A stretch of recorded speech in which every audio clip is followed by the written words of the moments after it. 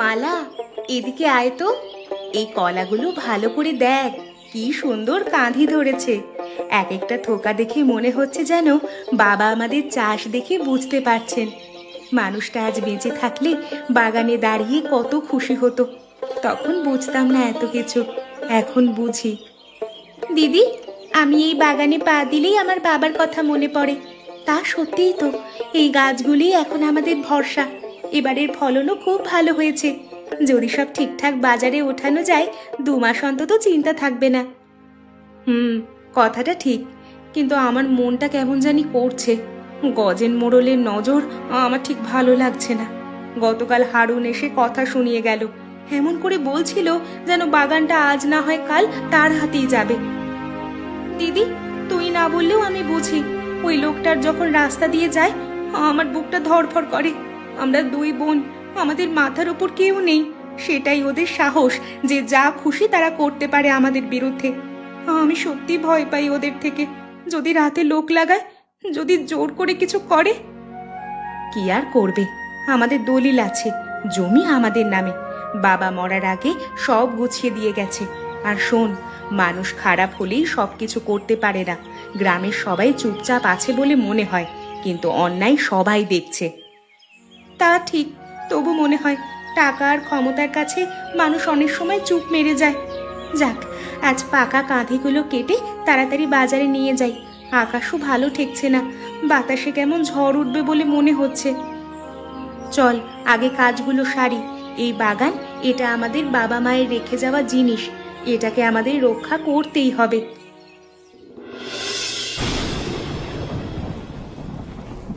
কি খবর হারুন? গিয়ে বুঝিয়ে বলেছিলে তো ওদের, নাকি ওই 2 মেয়ে আবার মাথা তুলছে আমার বিরুদ্ধে? আমি তো ভাবলাম একটু ভালো দামের কথা শুনলেই রাজি হয়ে যাবে। জমির দাম আজকাল কম নাকি? গিয়েছিলাম মোড়ল মশাই, তো বড় মেয়েটা মানে ওই কমলা খুব শক্ত কথা বলেছে আমায়। একদম সোজা বলেছে বাপের বাগান বিক্রি করবে না। ছোটটাও কম বলেনি, ওদের তেজে কম না। আমি বুঝেছি, বাপ মা নেই বলে মায়া দেখাতে গেছি, আর ওরা ভাবছে আমি নরম হয়ে গেছি। আমরা পশ্চিমের সব জমি একসাথে করেছি নিজের নামে, শুধু ওই টুকরো বাগানটা মাঝখানে কাঁটার মতো আটকে আছে। ওটা পেলে কেমন চওড়া মাঠ হবে কল্পনা করতে পারিস? আঁখ বসাবো, তারপর আঁখের কল বসাবো। গ্রামের লোক তখন আমার কাছেই কাজ চাইবে। সে কথা ঠিক, তবে ওরা জেদি। আর একটা কথা, গ্রামের মানুষ 2 বোনের কষ্ট জানে। রহিম চাচা বিশেষ করে ওদের পক্ষে আছে। বুড়ো হলেও তার কথার দাম আছে। রহিম বুড়োকে আমি চিনি, কথায় কথায় ন্যায় অন্যায় বোঝায়, কিন্তু গ্রামের লোকের চাল তো আমি বুঝি। মানুষ পেটে মার খেলে মাথা নোয়াবেই, ওদের পেটেই আঘাত করতে হবে। বাজারে কলা বিক্রি না হলে আর 2 দিনের মধ্যে নিজের থেকেই আসবে। আপনি যা বলেন, তবে একবার বলি, বেশি চাপ দিলে লোকে ঝামেলা শুরু করতে পারে। বললাম তো, করতে দেখো তাদের, প্রকাশ্যে কেউ মুখ খুলবে না। তুই বাজারের পাইকার, দোকানদার, আড়তদার সবাইকে বলে দে ওই 2 বোনের কাছ থেকে একটা কলাও কেউ কিনবে না। যার দোকানে দেখবো ওদের কলা, তার হিসাব আমি আলাদা করে নেব। ঠিক আছে, আজই বলে দেখছি। দরকার হলে পরে কি করতে হবে সেটা আমি ঠিক করব। আগে উপার্জনের রাস্তা বন্ধ হোক, ওদের তারপর জমির কথা আবার তুলব। পেটে টান লাগলে ঠিক আমার পায়ে এসে পড়বে রে হারুন।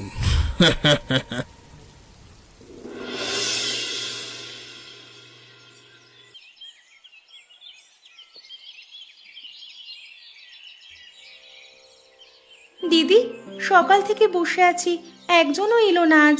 যারা রোজ এসে আগে আগে কলা বেছে নিত, তারাও আজ আমাদের সামনে দিয়ে এমন করে চলে গেল যেন আমাদের কেউ চেনেই না। এমন অপমান যে সহ্য করতে হয়। আমি 3টা দোকানে গেছি, কেউ মুখ তুলে কথা পর্যন্ত বলল না। একজন তো আস্তে করে বলেই দিল, তোমাদের থেকে কিনলে আমাদের বিপদ হবে। তার বেশি আর কি বলবে? মোড়লের নাম শুনলেই সবাই গুটিয়ে যায়। তাহলে এখন কি হবে দিদি? ঘরে চাল কমে এসেছে, নুন তেল কেরোসিন সব কিনতে হবে। আমি তো ভেবে রেখেছিলাম আজ ভালো বিক্রি হবে, এখন তো মনে হচ্ছে কাঁধিগুলোই পচে যাবে। পচতে দেবো কেন? দেখ, মানুষ কলা কিনতে ভয় পায়, কিন্তু পেটের খিদে নিয়ে চিরদিন ভয় করে থাকা যায় না। আমি ভাবছিলাম আমরা যদি কাঁচকলা দিয়ে রান্না করি, মাছের ঝোল, কলার বড়া, ভর্তা যা পারি করব। কাঁচা মাল কিনতে লোক ভয় পেতে পারে, কিন্তু রান্না করা খাবার তো অন্য কথা। খাবার? আমাদের বাড়ির সামনে খাবার বিক্রি করব আমরা? তুই কি সত্যি সত্যি হাঁড়ি চাপিয়ে মানুষকে খাওয়ানোর কথা বলছিস নাকি? আর যদি করি, কে আসবে বলতো? আসবে আসবে, রিক্সাওয়ালা, দিন মজুর, হাটে যারা কাজ করে, এরা কম টাকায় ভরপেট খেতে চায়। বাজারের হোটেলগুলোতে দামের আগুনে তারা ঘেঁষতে পারে না। আমরা পরিষ্কার করে ভালো স্বাদে অল্প লাভে খাবার দিলে মানুষ আসবে। আর তোর হাতের রান্না তো খারাপ নয়, সেটা আমি জানি। রান্না আমি পারি ঠিকই, মা যেভাবে কাঁচকলা দিয়ে মাছের ঝোল করতো আমি এখনো পারি, কিন্তু মোড়ল তখনও তো বসে থাকবে না আমাদের হোটেল দেখে। সে থাকবে না, আমরাও বসে থাকবো না। সারাক্ষণ ভয় পেতে পেতে মানুষ মরে যায়, তার চেয়ে কাজ করে মরাই ভালো। চল, আজকে ঘরে যা আছে তাই দিয়ে প্রথম রান্না শুরু করি। কপালে থাকলে রাস্তায় বেরোবে নয়। চল দিদি, হারার আগে আমি একবার চেষ্টা করতেই চাই। রহিম চাচা, ঠিক সময় এসেছেন। একটু চেখে দেখুন তো আমাদের নতুন রান্না। আমরা নতুন করে শুরু করেছি, কলা বিক্রি বন্ধ হয়ে গেছে, তাই ভাবলাম রান্না করে খাওয়াবো মানুষদের। আপনার মুখে যদি ভালো লাগে আমরা তবে সাহস পাবো। আরে, গন্ধ পেয়েই বুঝেছি তোদের ঘরে আজকে কিছু ভালো হচ্ছে। দে মা, একটু দে। বয়স হয়েছে কিন্তু জীব এখনো খাবার ইচ্ছে হয় খুব ভালো মন্দ, বুঝলে? তোমাদের হাতের রান্না আমি ভুলিনি। এই নিন চাচা, সাবধানে খান, গরম আছে। আমি কাঁচকলা আর ছোট মাছ দিয়ে ঝোল করেছি। আহা আহা, এ তো দারুণ হয়েছে। ঝোলের থেকে সুন্দর ঘরের গন্ধ আছে। আরে, কাঁচকলাটাও নরম হয়েছে। আমি বলে দিচ্ছি, এই জিনিস গ্রামে খুব ভালো চলবে। আপনার মুখে এই কথা শুনে সাহস পেলাম গো চাচা। ভাবছি বাড়ির সামনে 2টা বেঞ্চ পেতে দিই, পাতায় ভাত, সাথে এই ঝোল। লোকে এসে পেট ভরে খেতে পারবে, দামও কম রাখবো, গরিব মানুষ যাতে খেতে পারে। খুব ভালো কথা ভেবেছিস। আমি এক্ষুনি 2-4 জনকে বলে দিচ্ছি। হাটের মজুরেরা শুনলে পিল পিল করে আসবে। চাচা, আপনার এই সাহায্য আমাদের এগোনোর জন্য অনেক সাহস দিচ্ছে। ধন্যবাদ কাকা। সবাই মুখ ফিরিয়ে নিলে মানুষ কেমন একা লাগে জানেন। আমি জানি মা, খুব ভালো করেই জানি। তাই তো বলি, তোরা মাথা নিচু করিস নে। গজেন মোড়ল বড় লোক, কিন্তু যে অন্যায় করে তার অন্যায় সব সময় মেনে নেওয়া উচিত নয়। তোরা সেই প্রতিবাদের কাজটাই করেছিস, আমার খুব ভালো লেগেছে। আপনি পাশে থাকুন, আজ থেকেই শুরু করি। শুরু কর। আমি সন্ধ্যের আগে আবার এসে দেখি কত লোক আছে। দিদি, আজকের হিসাব শুনলে তুই নিজেই বিশ্বাস করবি না। 35 জন তো খেয়েছেই, পরে আরো কয়েকজন এসে শুধু বড়া নিয়ে গেছে। 2বার ভাত শেষ, 3বার হাঁড়ি চাপাতে হয়েছে। আমি তো দৌড়াতে দৌড়াতে হাঁপিয়ে গেছি। এ তো চমৎকার খবর। দেখেছিস, মানুষ স্বাদ পছন্দ করেছে আমাদের রান্নার। কেউ জোর করে কারোর মুখ বন্ধ রাখতে পারে না। কি বলছিল লোকজন? সবাই এক কথাই বলছে, কম টাকায় এত ভালো খাওয়া কোনোদিন পায়নি। মন্টু রিক্সাওয়ালা বলল, দুপুরে এখানে না খেলে নাকি পেটই ভরবে না ওর। আর ইট ভাটার 2 জন মজুর তো বলল কাল থেকে নাকি 10 জনকে নিয়ে আসবে। আর একজন স্কুলের মাস্টার এসে বললেন কলার বড়া আরো বানাতে। তাইলে কাল থেকে বড়ার পরিমাণ বাড়াতে হবে। আর ভাতের হাঁড়িটাও ছোট পড়ছে। পাশের বাড়ির হাসিনা খালার বড় হাঁড়িটা ধার চাইতে হবে। তুই বাজার থেকে শুকনো মরিচ, পেঁয়াজ, হলুদ একটু বেশি করে আনিস। আমি সকালে মাছের ঝোল আর দুপুরে ডালও রাখতে চাই। দিদি, আমি আরেকটা কথা ভেবেছি। কাঁচকলার একটু ভর্তা দিলে লোকেরা খুশি হবে। আমাদের বাগানের জিনিসই তো কাজে লাগবে বেশি। খুব ভালো। আর দেখ, রোজগার হচ্ছে বলে কিন্তু সব খরচ করব না। চাল ডাল শুকনো কাঠ যা পারি একটু একটু জমাতে হবে। আবহাওয়া কিন্তু ভালো নয়, বৃষ্টি যদি বাড়ে তখন বাজারও বন্ধ হয়ে যেতে পারে। ঠিক বলেছিস, আজ আকাশের দিকে তাকিয়ে আমারও কেমন জানি লাগছিল। তবে এ কথা ঠিক, এতদিন পর মনে হচ্ছে আমরা হারিনি, আর এটাই প্রমাণ যে আমরা পারবো।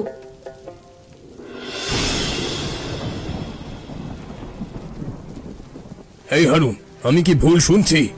আমি যা বন্ধ করলাম ওরা সেটা অন্য রাস্তা দিয়ে খুলে ফেললো। দিন রাত লোক যাচ্ছে ওদের বাড়িতে, এই সাহস এলো কোথা থেকে ওদের? খবর সত্যি, শুধু লোক যাচ্ছে না, খেয়েও খুশি হচ্ছে। দুদিনে ওদের নাম ছড়িয়ে গেছে। আপনার নাম শুনে যারা কলা কিনতে পারেনি তারাই এখন সেখানে ভাত ঝোল খাচ্ছে। গ্রামের লোকের মুখ বন্ধ রাখা মুশকিল হয়ে যাচ্ছে। আমার সঙ্গে চালাকি? আমি দেখছি দুই মেয়ে কত মাথা তুলতে শিখেছে। এভাবে চললে কাল থেকেই ওরা আমার কথা শুনবে না, পশু গ্রামের লোকেও শুনবে না। ওদের বোঝাতে হবে এই গ্রামের নিয়ম কে বানায়। কি করতে বলছেন? কাল সকালে গিয়ে বলবি অনুমতি ছাড়া দোকান চালানো যাবে না। পঞ্চায়েতের অনুমতি পত্র, স্বাস্থ্য কাগজ যা মাথায় আসে বলবি ওকে নিয়ে আসতে। কাগজ না থাকলে হাড়ি নামিয়ে দিবি উনুন থেকে। দরকার হলে দুজন লোকও নিয়ে যাস। তা যাব, তবে একটা কথা, লোকজন এখন ওদের পক্ষে আছে। একেবারে শক্ত হাতে ধরলে উল্টা কথা উঠতে পারে। রহিম চাচাও চুপ করে বসে নেই। রহিম চাচা, রহিম চাচা, তোর মুখে সারাক্ষণ এই নাম কেন? ওই বুড়োর কথাই গ্রাম চলে নাকি? এই গ্রাম চালাই আমি, তাই যা বলছি তাই কর। আর শোন, বৃষ্টি বাড়ছে, তার আগে কাজটা সেরে ফেলতে হবে। ঠিক আছে, তাহলে সকালে যাই। তবে পরে যদি বড় গোলমাল হয় আমাকে একা দোষ দেবেন না। গোলমাল আমি সামলাবো, তুই শুধু হুকুম মতো চল আমার।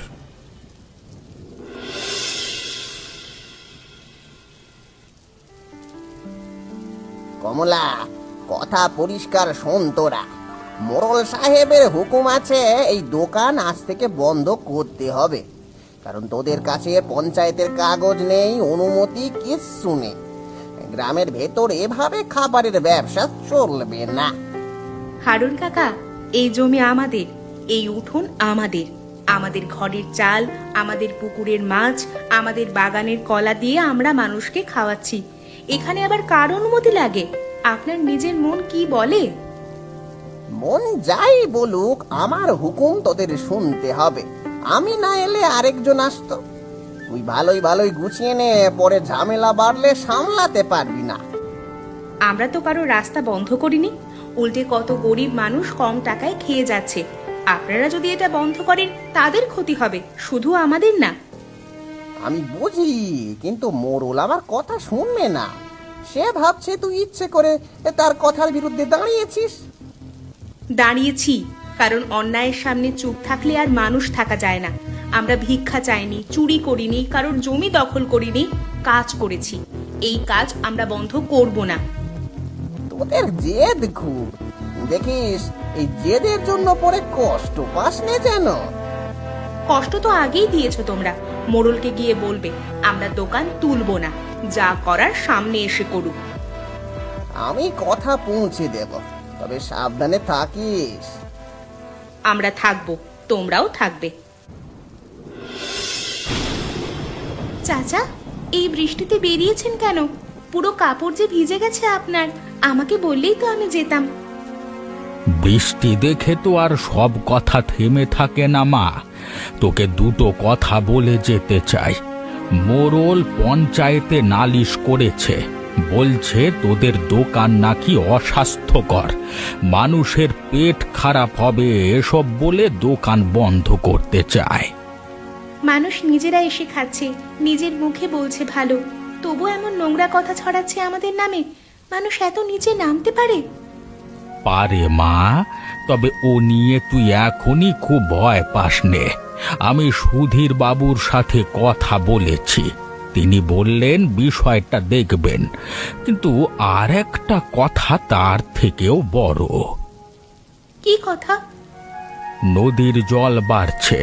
পুরনো নদীর ধারে পড়ে থাকা ঘর বাড়ি, ডালপালা, গাছের গোড়া সব ভেসে নামছে নদীতে। আমি ছোটবেলা থেকে দেখে আসছি, এরকম টানা বৃষ্টি ভালো লক্ষণ না। যদি বাঁধ চাপ সামলাতে না পারে বিপদ হবে। আপনার কি মনে হচ্ছে সত্যি বন্যা আসতে পারে? আমি নিশ্চয়তা দিয়ে কিছু বলছি না, কিন্তু সাবধানের মার নেই।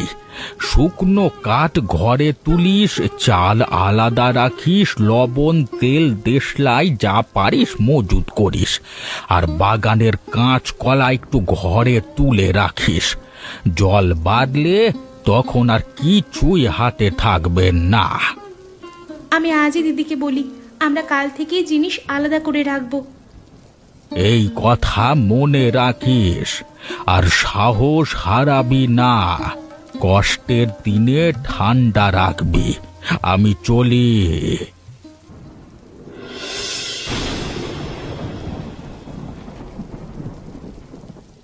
মোড়ল সাহেব, দরজা খুলুন, বড় সর্বনাশ হয়ে গেছে। নদীর বাঁধ ভেঙেছে, জল সোজা গ্রামে ঢুকে পড়েছে।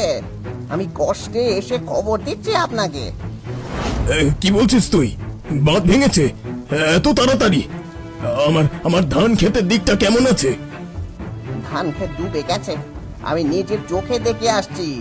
পূর্ব পাড়ার ঘর বাড়িতে কোমর জল, কোথাও কোথাও বুক সমান জল জমে গেছে। মানুষজন ছেলে মেয়ে নিয়ে চিৎকার করছে, গরুগুলো খুঁটি ছিঁড়ে চড়ছে। আপনার গোয়াল ঘরেও জল ঢুকেছে।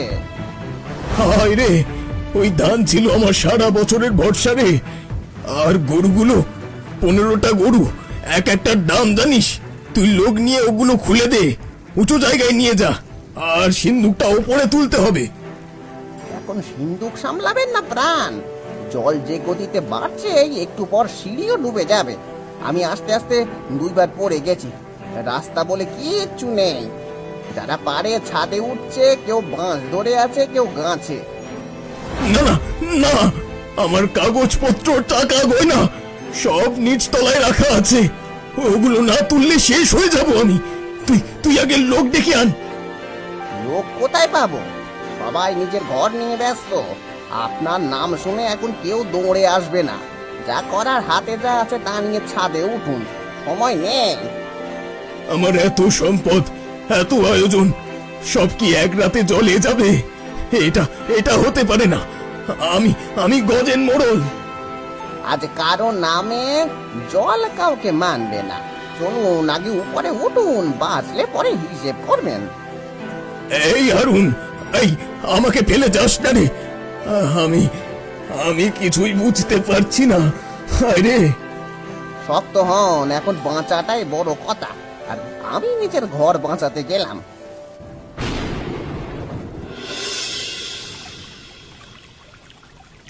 চারিদিকে তাকিয়ে মনে হচ্ছে পুরো গ্রামটাই বদলে গেছে। যে পথ দিয়ে রোজ বাজারে যেতাম, সেখানে আজ শুধুই জল। বেড়া, ঘর, খড়, ভাঙা ঘরের টুকরো সব ভেসে ঘুরছে। অথচ দেখ, আমাদের উঠোনটুকু এখনো টিকে আছে। দিদি, বাগানের দিকেও গিয়ে দেখেছি অনেক গাছ নুয়ে পড়েছে, কিন্তু সব শেষ হয়নি। বেশ কয়েকটা কলা গাছ দিব্যি দাঁড়িয়ে আছে, কাঁচা কলাও আছে তাতে। আর জল থেকে মাছ উঠছে। আমি জাল ফেলতেই একের পর এক ধরা পড়ছে, যেন সব ভেসে এসে আমাদের দোরগোড়ায় জড়ো হয়েছে। রহিম চাচার কথা শুনে যে চাল ডাল মজুত করেছিলাম, তা না হলে আজ আমরাও না খেয়ে থাকতাম। এখন একটা কথা ভাবছি মালা, সারা গ্রামে মানুষ চুলা জ্বালাতে পারছে না। কারোর চাল ভিজে গেছে, তো কারোর হাঁড়ি ভেসে গেছে। আমরা কি শুধু নিজেদের নিয়ে থাকবো? না দিদি, পারবো না। সকাল থেকে 2টা বাচ্চা এসে জিজ্ঞেস করে গেছে ভাত আছে কিনা। আমি তখনই বুঝেছি কিছু একটা করতে হবে। আমাদের কাছে যতদিন আছে ততদিন আমরা মানুষকে খাওয়াবো। যার দরকার সে এসে খাবে, কেউ টাকা দিলে নেব না। চিন্তা কি, মাছ তো জলে আছে। আমি এখনই জালটা আবার ফেলে আসি, তুই চাল ধুয়ে রাখ আর শুকনো কাঠগুলো বার করি। হ্যাঁ, এই সময় পয়সা জমিয়ে কি হবে বল? মানুষ বাঁচলে তবেই তো আবার দিন ফিরবে। চল রান্না করি।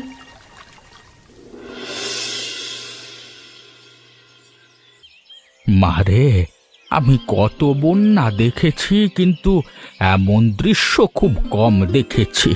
এই কষ্টের দৃশ্যে ভুলবার নয়। চাচা, আমাদের যা আছে তাই দিচ্ছি, আমরা সবাইকে রান্না করে খাওয়াবো। আমি জাল দিয়ে আজও অনেক মাছ তুলেছি, সেগুলো রান্না করে খাওয়ালে মানুষের পেট ভরবে এই অভাবের সময়। ঠিক, আর তোদের বাগান আজকে মানুষের প্রাণ বাঁচাবে। ওপরওয়ালা তোদের মঙ্গল করুন।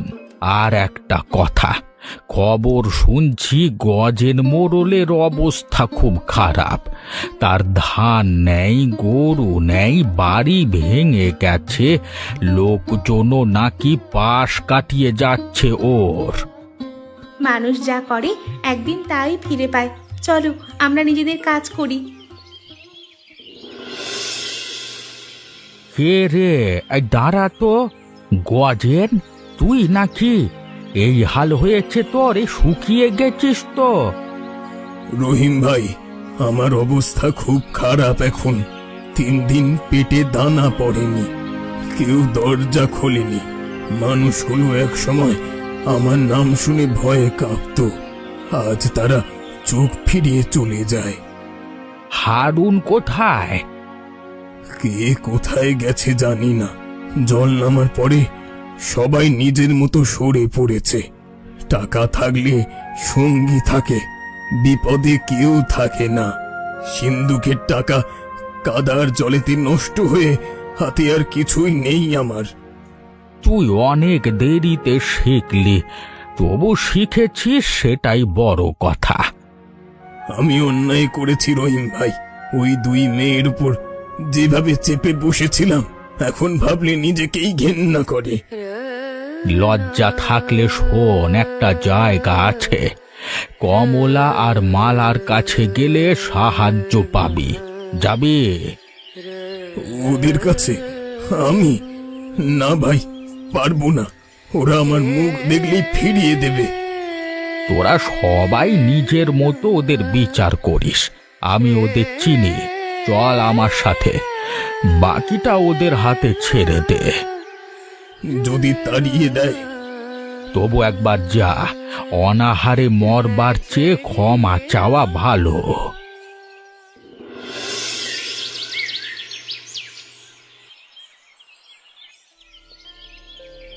মালা, ওইদিকে দেখ, রহিম চাচার সাথে কে এসেছে। এ কি গজেন মোড়ল? মানুষটা একেবারে চিনতেই পারছি না। দিদি, এই লোকটার জন্য আমরা কত রাত ঘুমাতে পারিনি, আর এরা এখন এই রকম অবস্থা। কিন্তু এখন ওর দিকে তাকিয়ে আমার রাগের চেয়ে মায়াই বেশি লাগছে। মানুষটা ভেঙে পড়েছে। মায়া লাগে ঠিক, কিন্তু মনে হয় অন্যায়ের বিচার হয়েছে। কিন্তু মানুষকে নিয়ে যে এরকম ভাবে ভাবা উচিত নয়। কমলা, আমাকে একটু খেতে দেবে? বড় খিদে পেয়েছে, আমাকে ক্ষমা করবে? ওসব কথা ছাড়ুন, বসুন, আগে খান। এই নিন, গরম ভাত দিলাম, ঝোল নিন, ধীরে ধীরে খান, তাড়াহুড়ো করবেন না। মালা, আমি ভেবেছিলাম তোরা আমাকে তাড়িয়ে দিবি। তাড়িয়ে দিলে আপনার শাস্তি হতো, কিন্তু আমাদের অনেক কষ্ট হতো। আজ আমরা সে পাপ করতে চাই না। খান আপনি। আমি সত্যি বলছি, আমি আর আগের মানুষ নেই। বন্যার রাতে আমার সব ভেসে যাওয়ার পর আমি বুঝতে পেরেছি জীবনটা আসলে কি রকম। ঠিক আছে, নিজের পাপের প্রায়শ্চিত্ত করেছো তুমি মানুষের সেবা করে। হ্যালো বন্ধুরা, আপনাদেরকে অসংখ্য ধন্যবাদ আমাদের ঠাকুমার ঝুলি গল্প পেজটি ফলো করার জন্য। আর হ্যাঁ, গল্পগুলি ভালো লাগলে বন্ধুদের সাথে সবাই শেয়ার করে দেবেন।